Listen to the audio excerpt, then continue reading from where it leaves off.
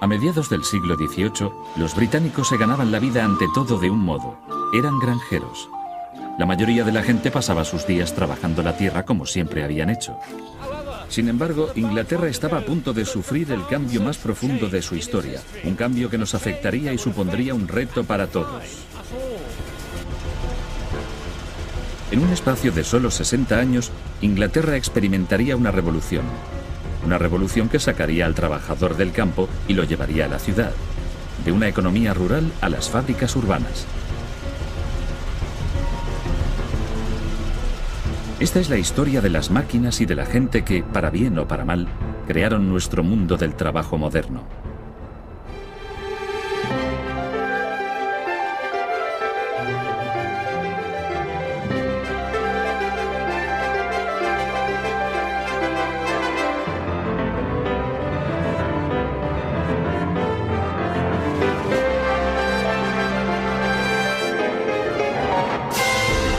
¿Qué hizo la revolución industrial por nosotros?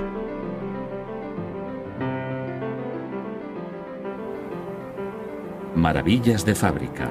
Hace 250 años los granjeros georgianos ya estaban cambiando el aspecto del paisaje. La población se estaba disparando en Inglaterra, así que cogieron las zonas pantanosas, las tierras yermas y los bosques, los secaron, los vaciaron y empezaron a ararlos. Por primera vez, los granjeros que utilizaban innovaciones en agricultura eran capaces de producir comida suficiente para que esta creciente población floreciera. Y la población creció con fuerza. En 1750, en Inglaterra, había 5,5 millones de personas. En 1850, la población había aumentado a más de 16,5 millones. Absolutamente increíble. Con tanto crecimiento de cultivos y gente, las viejas tecnologías ya no podían dar abasto. Los molinos de harina en particular querían mejorar su máquina más importante, la rueda hidráulica. Usada desde la época de los romanos, la rueda hidráulica seguía siendo la principal fuente de energía, pero era el centro de un cada vez más acalorado debate. Había dos diseños básicos, la rueda impulsada por abajo y la misma rueda impulsada por arriba. Unos pretendían que la rueda impulsada por abajo era 6 veces más eficiente que la rueda impulsada por arriba. Otros insistían en que la rueda impulsada por arriba era 10 veces mejor. En 1752, un constructor de instrumentos científicos, John Smeaton, se atrevió a intentar resolver el asunto con la ciencia. A los 27 años, Smeaton recibió el encargo de construir un molino de agua. Era todo un acontecimiento porque él nunca había construido uno antes. Para decidir qué diseño utilizaría en su molino de encargo, Smeaton construyó un sofisticado modelo de madera. Este le permitía testear la cantidad de energía ejercida por la rueda hidráulica impulsada por arriba y por la rueda hidráulica impulsada por abajo en el mismo marco de madera con la misma altura de caída de agua. Ahora voy a dar un repaso a este significativo experimento. Esta de aquí, por supuesto, es la rueda impulsada desde abajo y funciona así. Abro el depósito, sale el agua y chorrea por debajo de la rueda y gira las palas. Ahora bien, aquí está la rueda impulsada por arriba. Lo mismo de antes, abro la esclusa y el chorro de agua sale por aquí. Debo decir que con el mismo volumen, sin ninguna duda. La potencia del agua es la misma en ambas ruedas. Lo que resulta interesante es que giran en distintas direcciones. Entonces, ¿cuál tiene más fuerza? Bueno, tendremos que hacer el juego de la cuerda para averiguarlo. Se puede hacer conectando las dos ruedas con esta barra de aquí. Por supuesto, la rueda más fuerte predominará y arrastrará a la más débil en su dirección. Que empiece la batalla.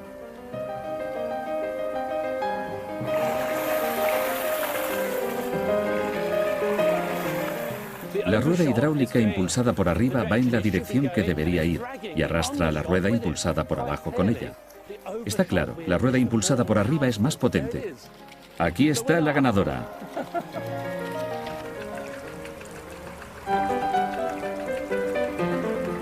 Smeaton mostró con su experimento que la rueda impulsada por arriba es aproximadamente el doble de eficaz que la rueda impulsada por abajo. La clave es la gravedad.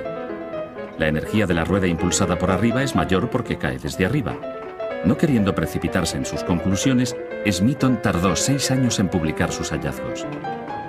Los detalles de su análisis me han dejado un poco desconcertado, pero asombró a sus coetáneos.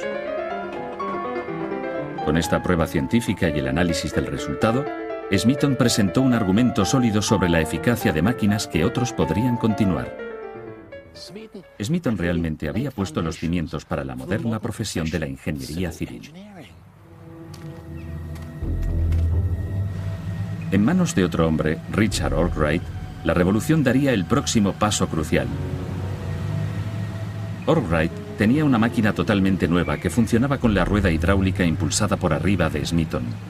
Estaba escondida en un valle remoto de los Peninos en Derbyshire, como en una fortaleza.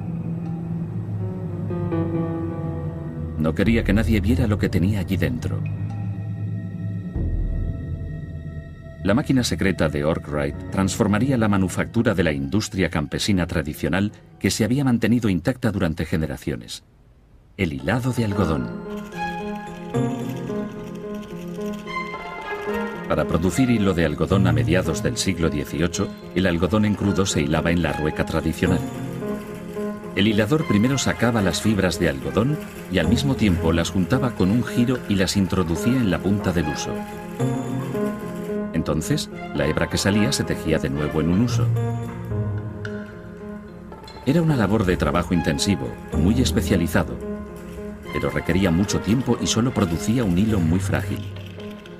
La máquina de Arkwright cambiaría todo esto.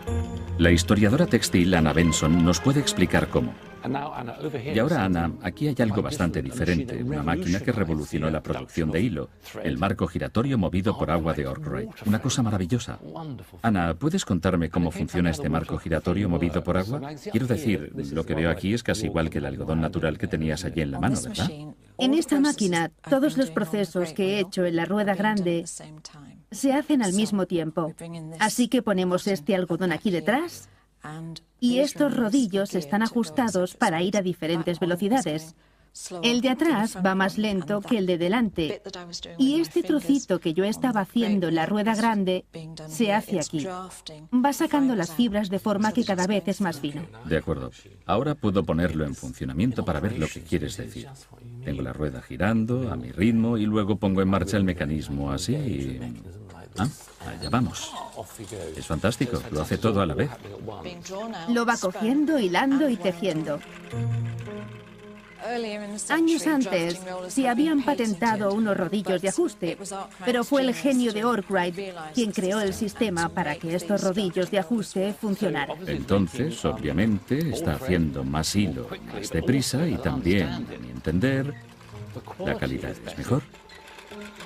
De hecho, era tan bueno y tan fácil de producir que Arkwright podía pensar en grande. Pero imaginad no solo 4 bobinas cargadas con hebra, sino 96 y no movidas a mano, sino con una rueda hidráulica. Y efectivamente, no solamente 96, una fila tras otra de máquinas como estas, un piso encima de otro.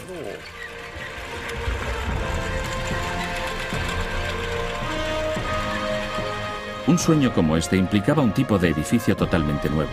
Era la catedral de la revolución industrial, una fábrica. El prototipo de molino de hilado de algodón de Arkwright fue el primero de su clase en el mundo y el iniciador del sistema de trabajo en fábrica.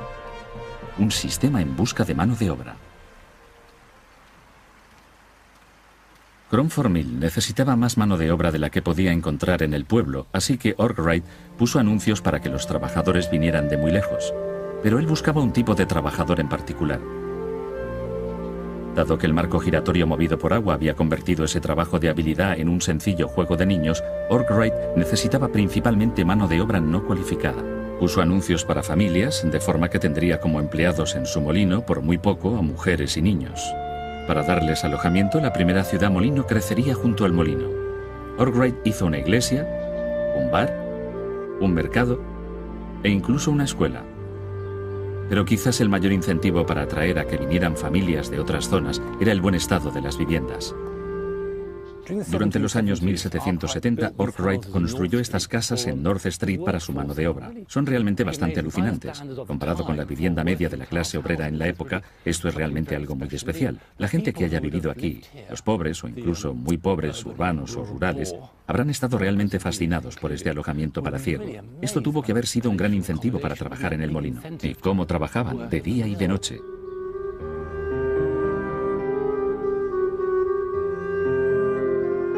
Desde luego, los empleados de Arkwright veían cómo todo su estilo de vida había cambiado por la forma en que tenían que trabajar en el molino. Para sacar provecho de su inversión, Arkwright dirigió esta fábrica de Cromford para que funcionara las 24 horas. Y así empezó el trabajo por turnos. El tiempo era dinero. Esto era altamente productivo, pero un lugar un poco preocupante.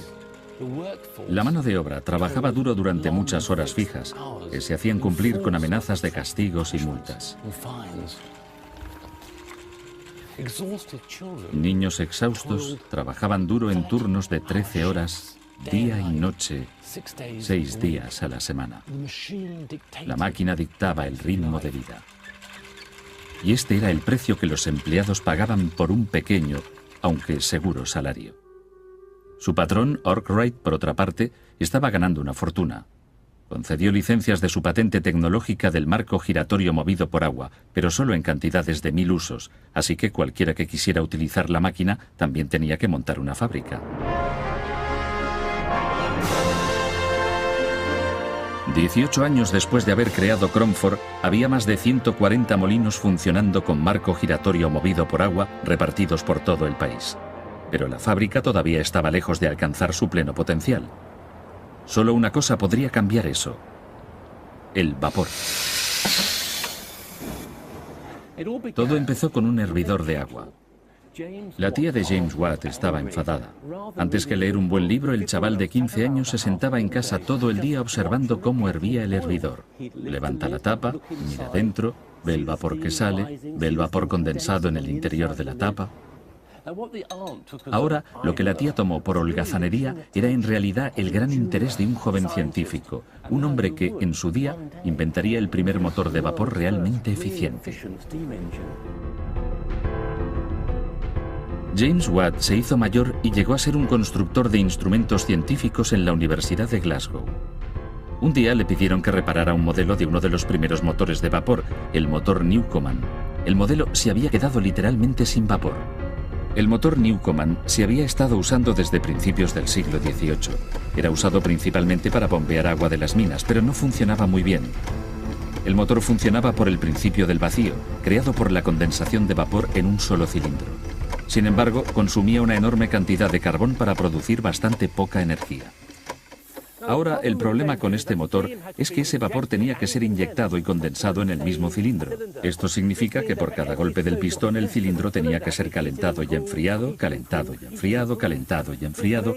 Esto hacía que la máquina fuera realmente muy ineficiente.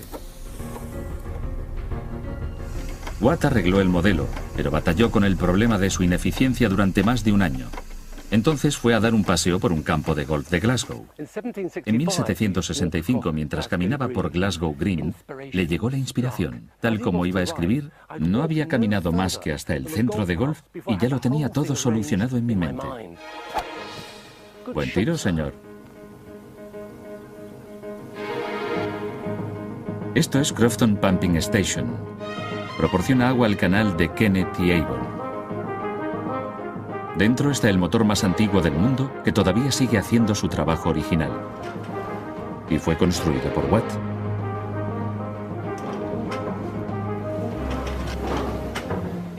En el motor Newcomen, el vapor era inyectado y condensado en el mismo cilindro, haciendo que fuera realmente poco eficiente.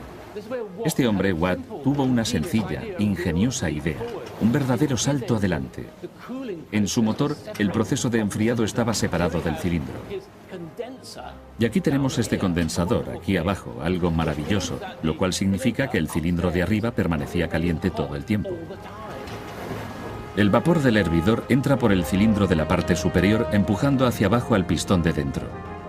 Al final del recorrido, la presión del cilindro es ecualizada, y el peso natural de la barra de la bomba tira del pistón hacia su posición inicial. Mientras sube, una válvula libera el vapor dentro del fondo del cilindro. Con cada golpe descendente, este vapor es recogido en el condensador separado donde queda condensado. Este proceso crea un vacío que hace bajar el pistón cuando el vapor de arriba lo empuja hacia abajo. Este increíblemente eficiente uso del vapor significa que el motor de Watt consume menos de la tercera parte del carbón utilizado por el motor Newcomen. Es también 2 veces más potente.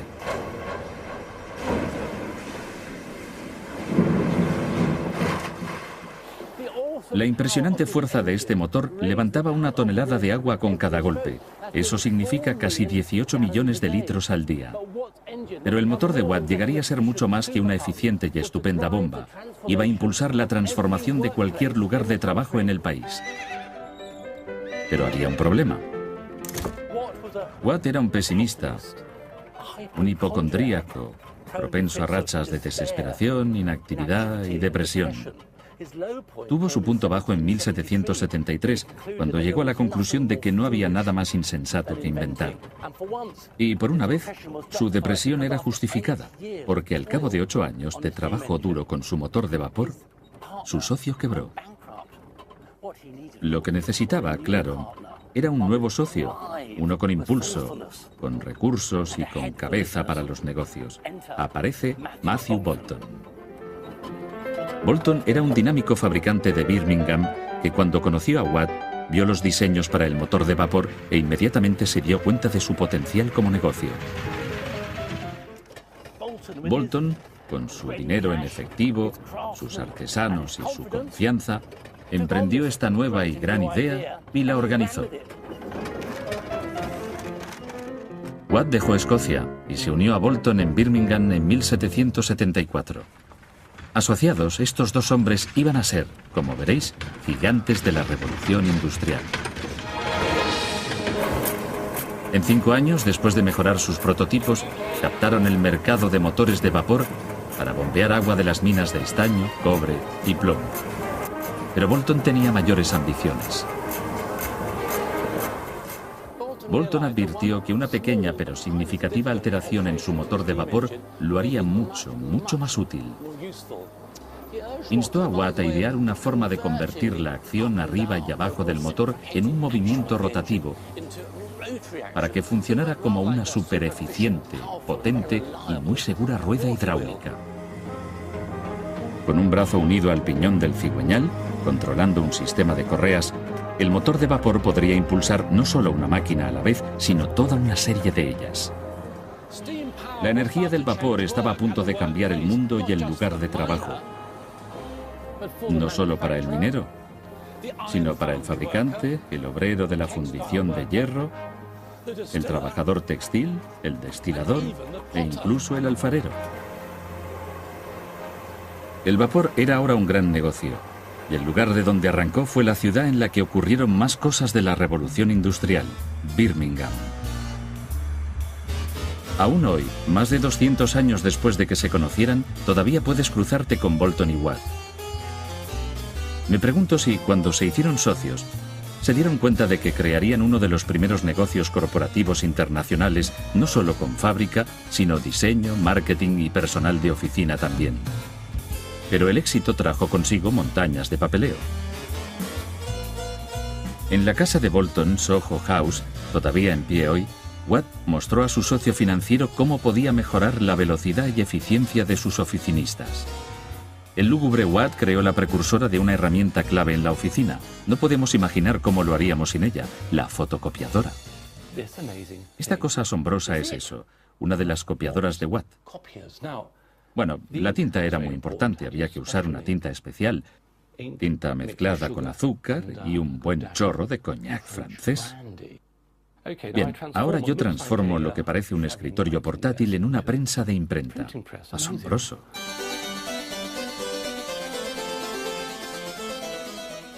Bueno, ahora voy a hacer una copia de mi carta. Watt me da estas instrucciones. Cubra la carta escrita con tinta especial con una hoja de papel copiativo cuidadosamente humedecida y coloque ambas entre 2 trozos de cartulina. Luego, enganche la manivela al rodillo, inserte la carta intercalada en el cartón y finalmente pase la prensa por encima 2 veces. Vamos a ver. Cielos, asombroso. Una copia, no muy limpia quizás, pero puede ser que yo no haya puesto muy bien la tinta o el tipo de humedad adecuada en el papel. Pero de todas formas, una muy buena copia. Y bueno, aquí está. Mr. Watt lo hizo, inventó la primera máquina copiadora. La prensa copiadora de cartas era sencillamente un éxito de ventas. La fábrica de Bolton en Birmingham era un productor consolidado de una gran variedad de artículos. Su único argumento de venta era su soberbio y constante nivel de calidad. Objetos de plata asombrosamente bellos, hebillas, medallas, joyas y, sobre todo, botones. Incluso el rey y la reina eran clientes, y con los británicos georgianos de todo el país siguiendo la moda, la demanda de botones era alta.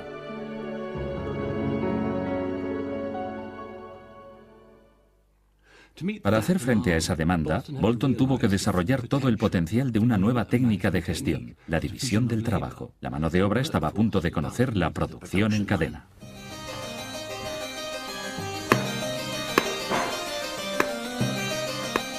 La genialidad de Bolton fue acabar con las etapas de producción.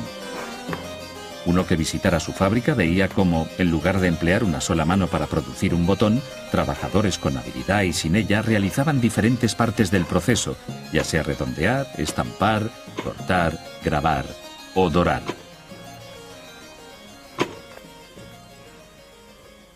Hoy esto parece obvio, pero era una idea revolucionaria a mediados del siglo XVIII. El economista más famoso de su época, Adam Smith, describía en su obra La riqueza de las naciones cómo la producción de un alfiler era industrializada por la división del trabajo. Adam Smith se fijó en que la fabricación de un humilde alfiler se puede dividir en 18 etapas distintas de variada dificultad y complejidad. Por ejemplo, sacar el alambre, estirar el alambre, añadir la cabeza del alfiler, bastante complicado seguro, una cosa tan diminuta, y luego, claro, el afilado del alfiler. Ahora Smith advirtió que si participaban 10 personas en la producción de alfileres, siendo cada una responsable de una etapa diferente de fabricación, entonces en un día se podían hacer 48.000 alfileres, una media de 4.800 alfileres por persona. Por otra parte, si una sola persona intentaba hacer un alfiler realizando todas las 18 etapas diferentes, entonces tendría suerte si hacía 20 alfileres al día. Más, mejor y con menor esfuerzo y coste. Esto era una empresa de consultoría estilo siglo XVIII. Esta fábrica de botones en Birmingham, que es el origen de la época de Bolton, todavía trabaja mucho. Aquí podemos ver cómo cada etapa la realiza una mano diferente. Y todavía hoy esta es la forma más económica de producir las cosas. Con la energía de vapor y una mano de obra organizada dirigiéndola, la revolución industrial era imparable. A principios del siglo XIX, la minería, la ingeniería y la fabricación avanzaban literalmente a todo vapor, dejando atrás a la vieja economía agrícola.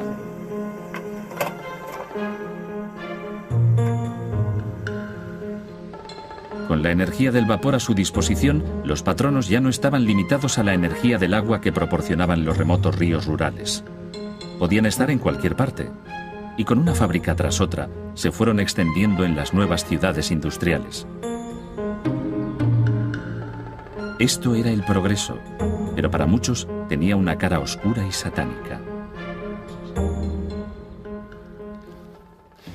La industrialización tuvo lugar con muy poca intervención por parte del gobierno. Los industrialistas, los patronos, podían, en su búsqueda de amplios beneficios, hacer realmente lo que quisieran. No hubo leyes efectivas para proteger los derechos de los trabajadores hasta los años 1840, y los sindicatos, bueno, eran prácticamente inexistentes. El jefe tenía al trabajador casi a su merced, y ninguno era tan vulnerable como el tejedor. Más que ningún otro trabajador, el tejedor experimentaba la gloria y la miseria del progreso industrial. Al empezar la revolución industrial, la mecanización le había hecho rico. Las máquinas de hilar habían hecho bajar el precio del algodón y mantenían al tejedor trabajando constantemente mientras intentaba satisfacer sin parar la demanda de tejidos nuevos y baratos. Ahora la mecanización le había alcanzado en habilidad. Los nuevos telares mecanizados, impulsados con vapor, harían que el tejedor perdiera su empleo. Manejados por gente sin preparación, los telares mecanizados podían hacer el intrincado trabajo del tejedor mucho más rápidamente y más barato. Sencillamente, él no podía competir. Los patronos usaban la competición con los telares mecanizados para bajar los salarios de los tejedores. Y los tejedores, enfrentados a decrecientes perspectivas de empleo, tenían que coger cualquier empleo que encontraran sin importar la cantidad de horas de trabajo, cualquier cosa para mantener cuerpo y alma juntos. Ahora, enfrentados a la falta de apoyo por parte del gobierno, los tejedores tuvieron que actuar directamente. En los años 1820 el proceso industrial estalló en todos los nuevos distritos textiles de Inglaterra. Pero la protesta fue en vano. Los tejedores de Inglaterra, enfrentados al hambre, llegarían literalmente a desaparecer. Fueron 250.000.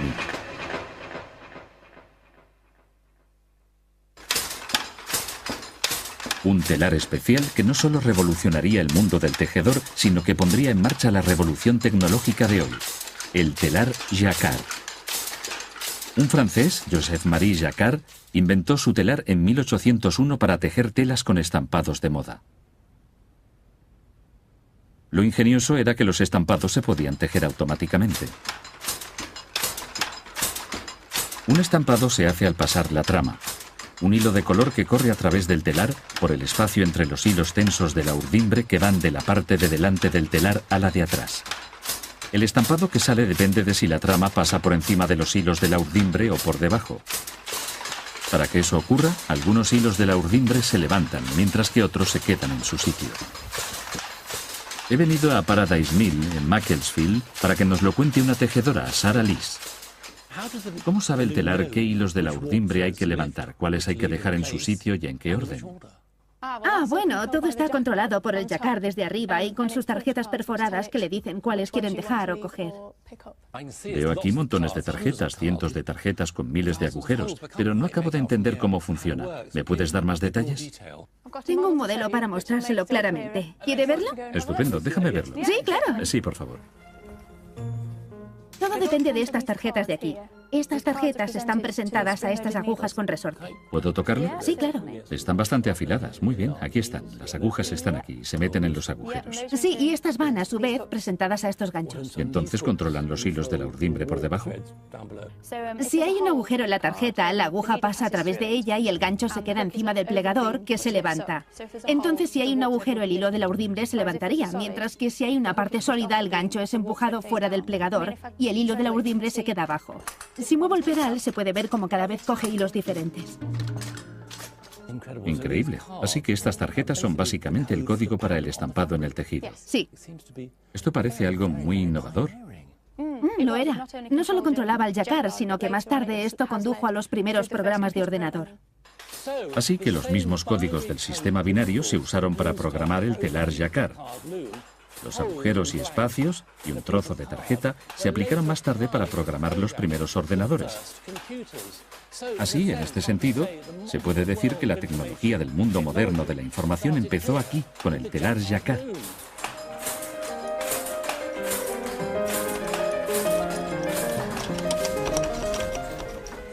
Muchos rasgos clave de nuestra vida laboral de hoy en día: la corporación centralizada, el trabajo en cadena, la línea de producción, la fotocopiadora, incluso el ordenador. Todos ellos empezaron durante la Revolución Industrial.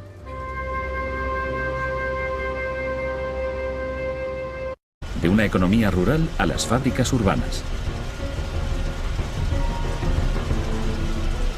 Esta es la historia de las máquinas y de la gente que, para bien o para mal, crearon nuestro mundo del trabajo moderno.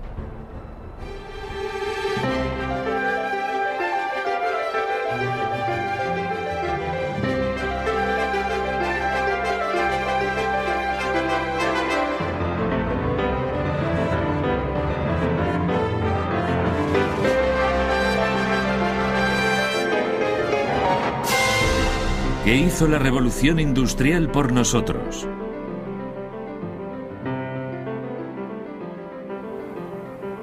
Maravillas de fábrica. Hace 250 años, los granjeros georgianos ya estaban cambiando el aspecto del paisaje. La población se estaba disparando en Inglaterra, así que cogieron las zonas pantanosas, las tierras yermas y los bosques, los secaron, los vaciaron y empezaron a ararlos. Por primera vez, los granjeros que utilizaban innovaciones en agricultura eran capaces de producir comida suficiente para que esta creciente población floreciera. y la población creció con fuerza. En 1750, en Inglaterra, había 5,5 millones de personas. En 1850, la población había aumentado a más de 16,5 millones. Absolutamente increíble. Con tanto crecimiento de cultivos y gente, las viejas tecnologías ya no podían dar abasto. Los molinos de harina en particular querían mejorar su máquina más importante, la rueda hidráulica. Usada desde la época de los romanos, la rueda hidráulica seguía siendo la principal. A mediados del siglo XVIII, los británicos se ganaban la vida ante todo de un modo: eran granjeros. La mayoría de la gente pasaba sus días trabajando la tierra como siempre habían hecho.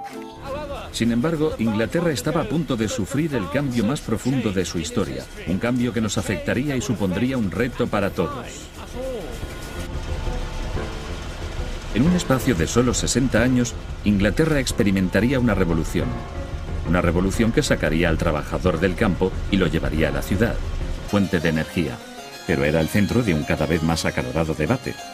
Había dos diseños básicos, la rueda impulsada por abajo y la misma rueda impulsada por arriba. Unos pretendían que la rueda impulsada por abajo era 6 veces más eficiente que la rueda impulsada por arriba. Otros insistían en que la rueda impulsada por arriba era 10 veces mejor. En 1752, un constructor de instrumentos científicos, John Smeaton, se atrevió a intentar resolver el asunto con la ciencia. A los 27 años, Smeaton recibió el encargo de construir un molino de agua. Era todo un acontecimiento.